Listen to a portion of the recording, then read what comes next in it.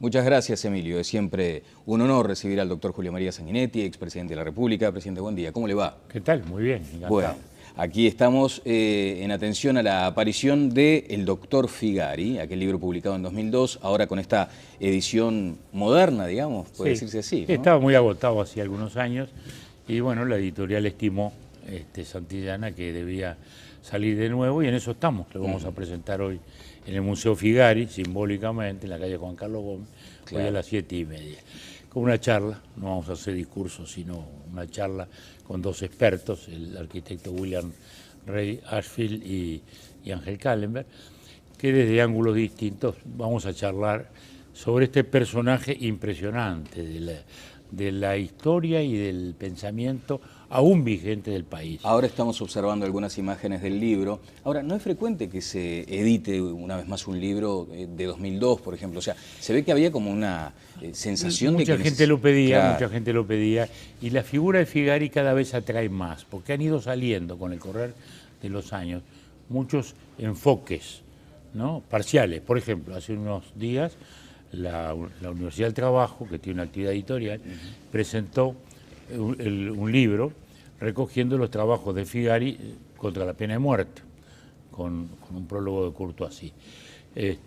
Y son el libro de él, un libro que él hizo, que fue el informe a la Cámara de Diputados para abolir la pena de muerte, y 12 artículos que sacó en El Día, haciendo la campaña, digamos, teórica, a pedido de Valle Ordóñez, que la hace él en los diarios. Él era el mayor penalista de la época, ¿no? Por eso es que el libro se llama El Doctor Figari, porque la idea ¿cuál fue? Mostrar que un pintor que todo el mundo conoce, lo conoce por los candombe, lo conoce por los gauchos, lo conoce por esas cosas, el personaje impresionante que hay, que en realidad pintó de viejo, ¿no? Usted habla, o más bien se insiste con ese concepto de el hombre universal. Es que lo fue. Empieza como penalista.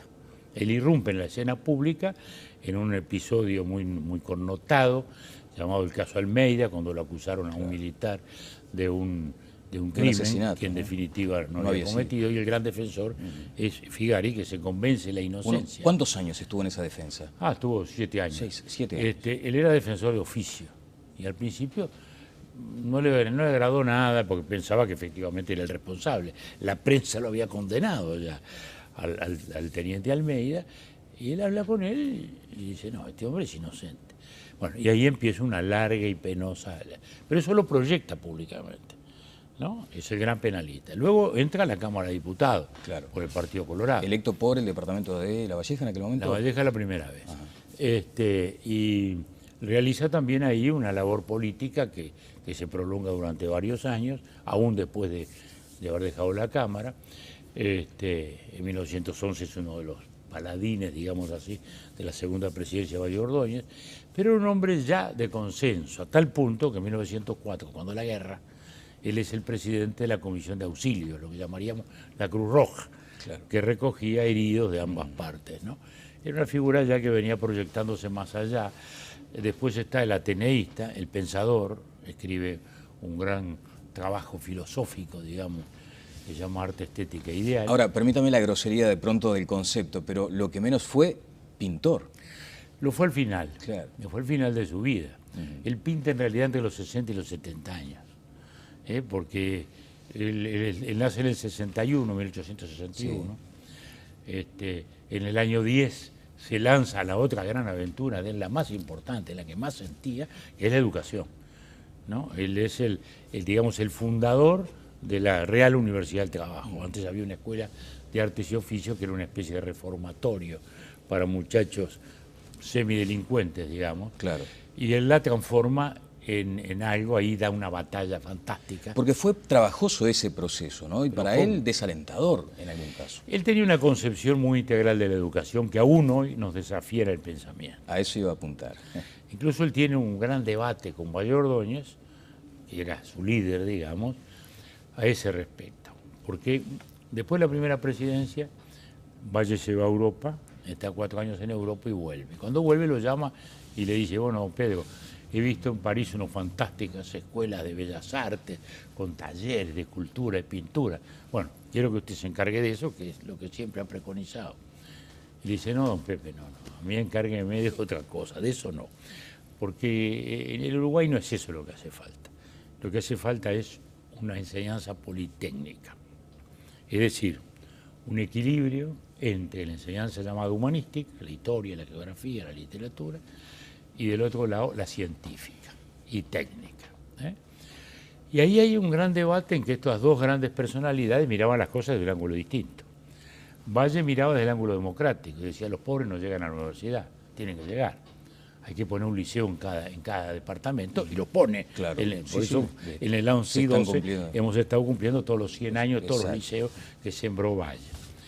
Y don Pepe, y don Pedro le decía a don Pepe Valle, mire, encarado así, el liceo lo único que va a producir es aspirante a empleado público. Yo creo en otra cosa. Yo creo que hay que formar la gente para funciones más técnicas, más referidas a la sociedad. O sea, en aquel momento, presidente, ¿podría asociarse ese concepto de Figari con la enseñanza para el mundo del trabajo? ¿Era eso lo que sustentaba? Sí, pero con una concepción integral. Ajá. Es decir, no era simplemente aprender un oficio. Sí. Ahí está el tema. Ajá. Por eso Figari tuvo un debate a dos puntas. De un lado, lo cuestionaban los humanistas, la gente vinculada al humanismo, a la historia, a la literatura, que decía, bueno, este hombre, ¿qué quiere hacer? Quiere enseñar a cepillar madera. Del otro lado, los muebleros o carpinteros industriales lo miraban desde el otro ángulo. Decían, pero este hombre no quiere competir desde el Estado, porque la escuela que él forma es revolucionaria. Él produce muebles con diseño propio. Ahí en el libro hay algunas fotos, sí, con diseño propio. Por ejemplo, él diseña eso que hoy llamaríamos modular, que entonces era una revolución. O sea, un mueble que servía para todos los fines, en la casa modesta, especialmente del campo, que era lo que él quería atender. Ah, él creó el concepto ese del modular. Sí, entonces usted lo mira, claro. Y seguro, era una concepción que estaba, había comenzado en el mundo, especialmente en Inglaterra, con William Morris y otros, ¿no?, del diseño industrial, ¿no? Entonces, es una visión muy importante de la educación. Ahora, que aún hoy en esa pelea, está desafiando. Claro, ¿no? En esa pelea entre dos aguas, él salió, digamos, decepcionado, ¿puede decirse? Él se decepcionó por la batalla. Era un italiano cascarrabia, vamos a entendernos, ¿no? Porque era esa pasión loca que ponía en todas las cosas, también lo llevaba a chocar aquí y allá, ¿no? Entonces, por eso digo, uno le llamaron la guerra de los muebleros, a la pelea que él tuvo con Caviglia, ¿no? Y por otro lado, se peleaba con los otros, y al final, él había presentado ya un proyecto en el año 10, y esto es en el año 15, 1915. Y entonces ahí, bueno, se va decepcionado, escribe, y ahí empieza a concebir, volcarse al arte directamente para hacer lo que él ya había teorizado y lo que era su concepción. Él era un filósofo llamado positivista, evolucionista, preocupado, digamos, por lo que hoy llamaríamos antropología, el desarrollo del hombre desde el mundo primitivo. Y por eso él se lanza a una pintura que tiene esa concepción. Pinta, por ejemplo, hombres primitivos. ¿Qué pintor se le ocurrió pintar trogloditas? ¿No? Parece lógico.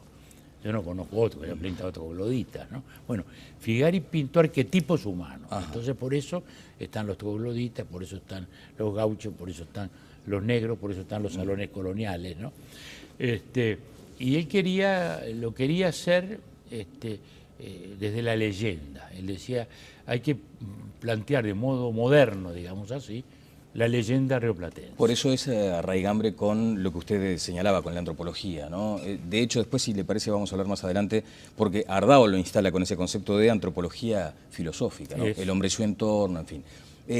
Vuelvo brevemente sobre la creación, en aquel momento, del impulso que pretendía darle a la Escuela de Artes y Oficios. ¿Puede haber un paralelismo con este proceso que tuvo la UTEC, por ejemplo?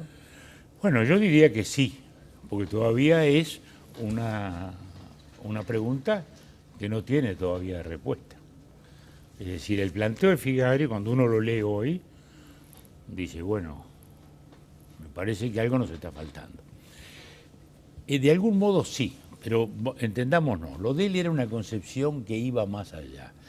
él decía, no podemos enseñarle a los muchachos simplemente a escribir y la literatura y todo. Hay que enseñarle las bases científicas, hay que enseñarle a pensar científicamente.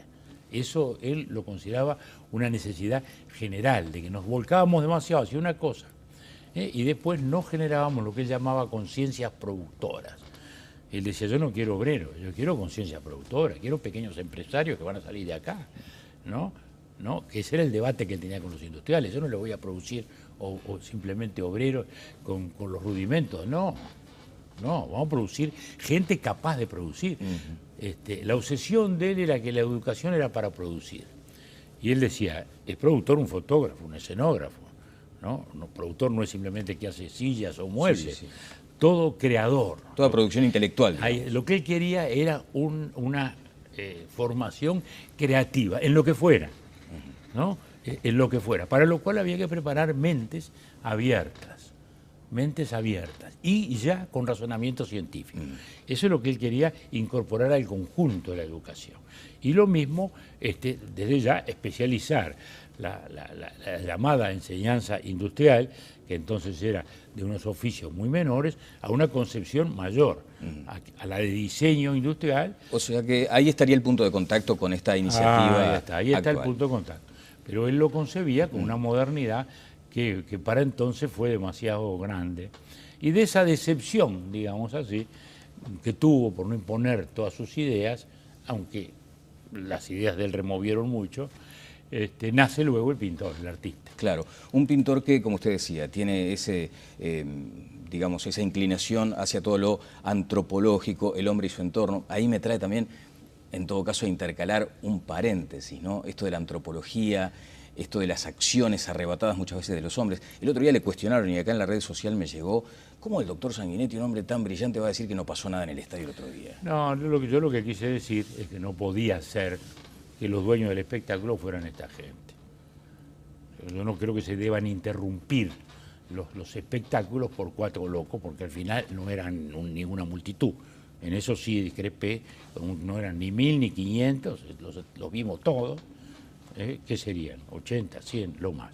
Y una policía que no estaba preparada, evidentemente, para operar, para actuar. Entonces, al final dejamos los espectáculos públicos en manos de estos señores. Se juega o no se juega según dicen ellos. Entonces, eso es lo que no puede ser, sí. Quizás no me expresé yo del todo claro, del todo bien, pero lo que yo digo es eso. No es posible que 4 energúmenos, digamos, sean los dueños de los espectáculos. Ya lo vivimos una vez, recuerdo hace algunos años, ¿no? Tiraba una piedra a uno y le aplicaban los puntos, la pérdida de los puntos al club, que era un disparate. ¿Es un disparate para usted quitar puntos? Sí. Pero un disparate total, porque quedamos todos rehenes. Es decir, yo agarro 4 botellas, soy contrario a su equipo, voy, tiro 4 cosas y le quita los puntos a él. Eso se puede armar hasta como una trampa.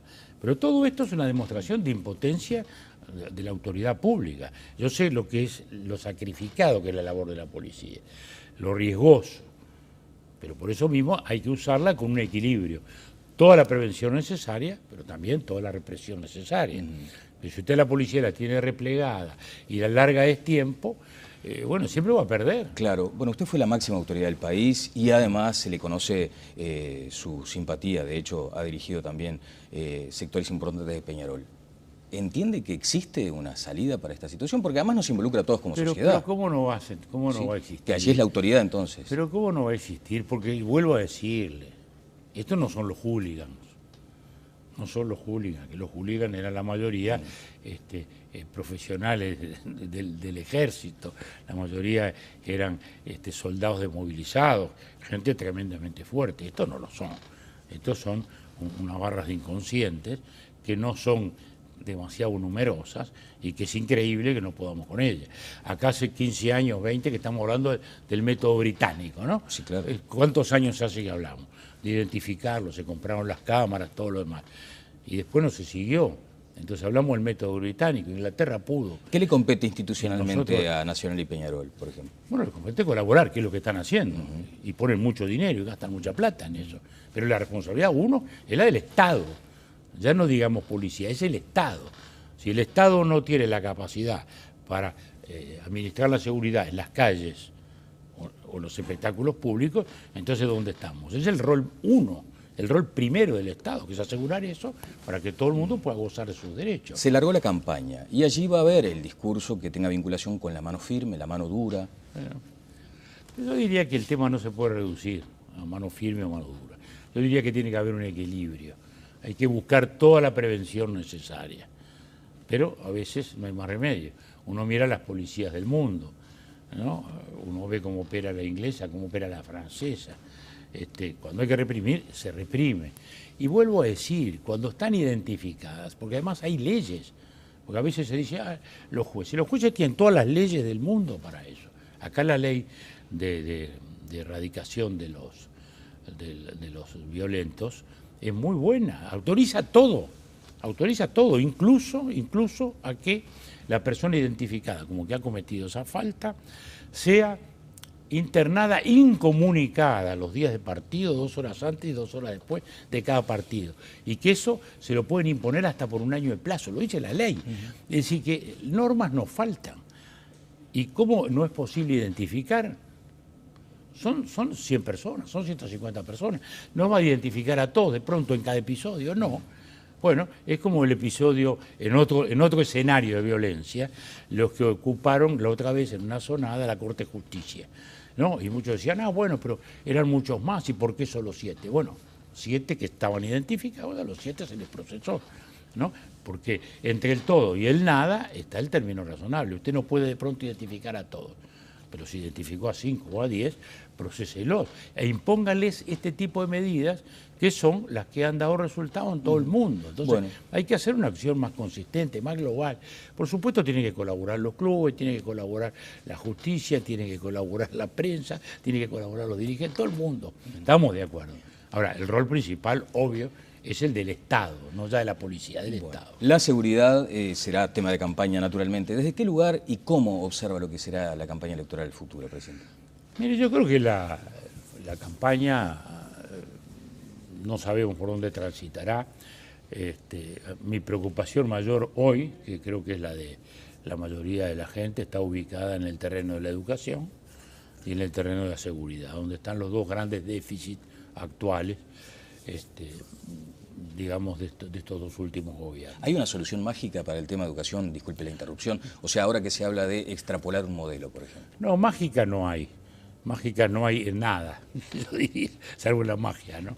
Pero lo que pasa es que tampoco no puede estar de un lado la rutina burocrática, dogmática, perezosa, ideologizada, que sigue creyendo en cosas que no existen, soñando con mundos imaginarios, Los veíamos el otro día en el plenario del Frente también, a muchos de ellos, con esas concepciones absurdas que ya no existen en el mundo, con una visión equivocada.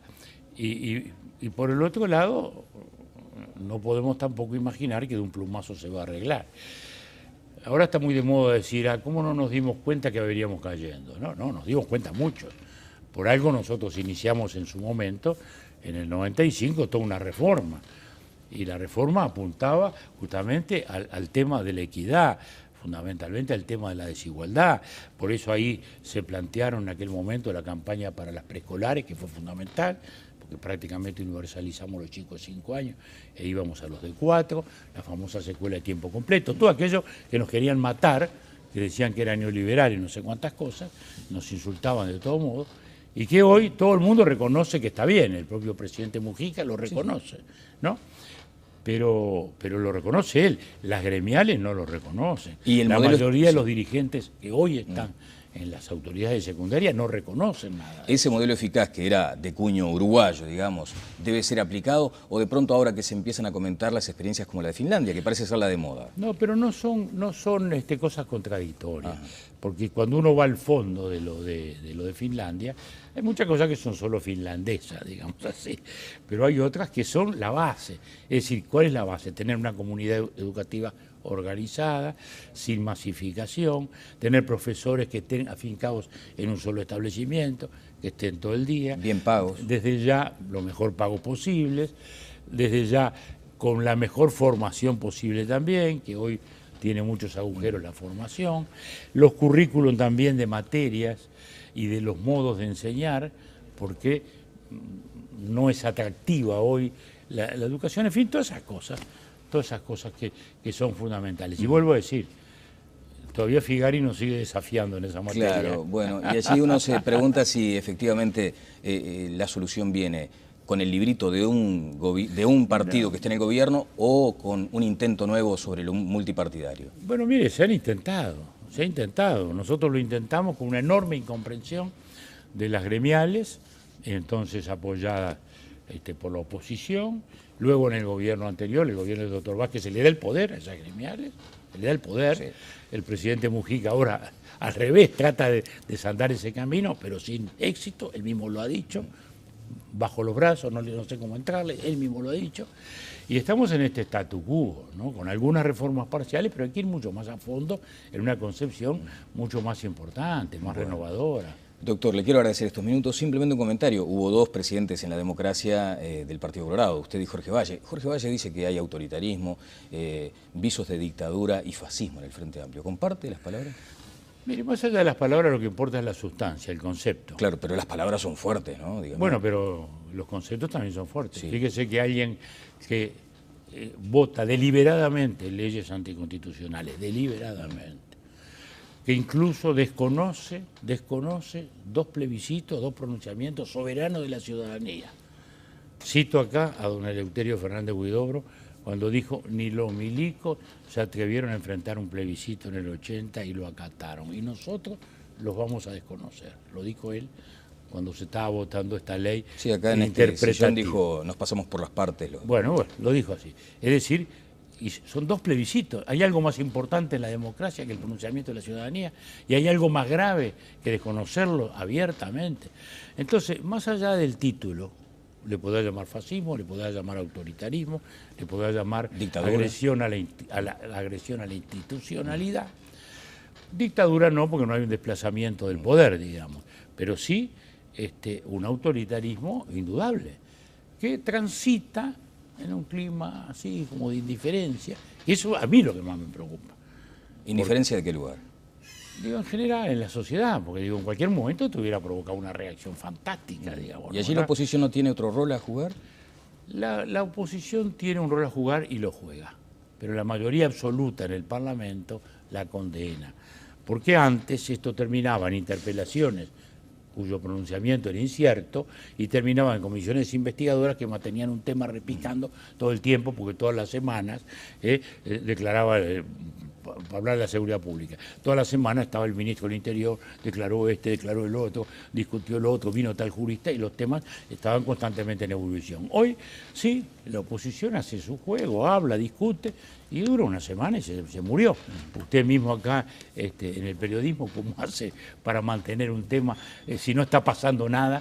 Porque la mayoría absoluta lo impide. El Frente Amplio no votó una investigadora de nada, ¿no? Entonces, creo que eso es grave, y bueno, pensemos que el próximo gobierno tenga una mayoría relativa, como ha sido lo tradicional, y que haya que buscar acuerdos, y que como consecuencia los autoritarios, que no son todos, pero pesan e importan, no le impongan a los gobiernos estas soluciones. ¿Con su olfato ya hay un presidente, digamos, del próximo gobierno? No, está todo abierto, está todo abierto, lo dicen las encuestas también, está todo abierto, puede volcarse hacia un lado, puede volcarse hacia el otro. ¿No? Bueno. Presidente, muy amable, como siempre. Gracias a usted. Y recomendamos desde nuestro modesto lugar el doctor Figari. No hablamos del pintor, ¿no? Pero el pintor quedó colgado. Quedó colgado, bueno, quedó colgado, pero porque lo que yo le dije, me parece que fue lo que menos hizo, siendo talentosísimo. No, lo que menos aplicó es su vida. Claro. Pero en 10 años pintó 3.500 cuadros, ¿no? Sería fanático el hombre, ¿no? Claro, pero de la pintura que transmitía también, más allá de lo que decíamos hoy de la antropología, ¿pretendía transmitir otras cosas? Natural, el arquetipo humano, la idiosincrasia humana, la naturaleza humana esencial. Por eso él, por ejemplo, le gustaba mucho la pintura en los negros, porque él consideraba que estaba allí el hombre esencial. ¿La pintura es solo para expertos hoy? La pintura no, la pintura, la gente se aproxima de un modo diverso u otro. Yo lo único que le digo a la gente que no está muy iniciada en el tema, digo, no sean dogmáticos, no digan, esto no me gusta y me voy. No, mirá lo que por algo es. Mirá lo que por algo es, que mirando se aprende, no es porque está en los libros. Mirando se aprende, Y cuando uno ya dice, esto me gusta más que esto, uno ya está emitiendo un juicio. Quiere decir que algún valor estamos jugando. Gracias, presidente. Muy amable. Gracias a usted. El doctor Julio María Sanguinetti. Pausa y seguimos adelante en Telebuen Día.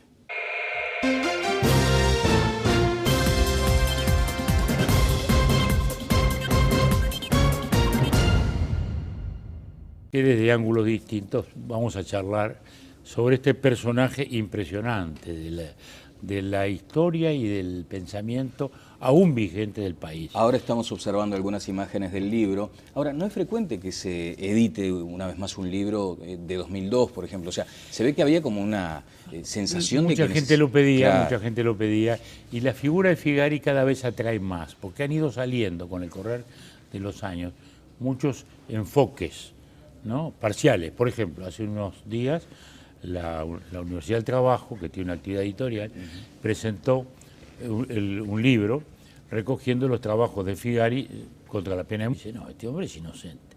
Bueno, y ahí empieza una larga y penosa...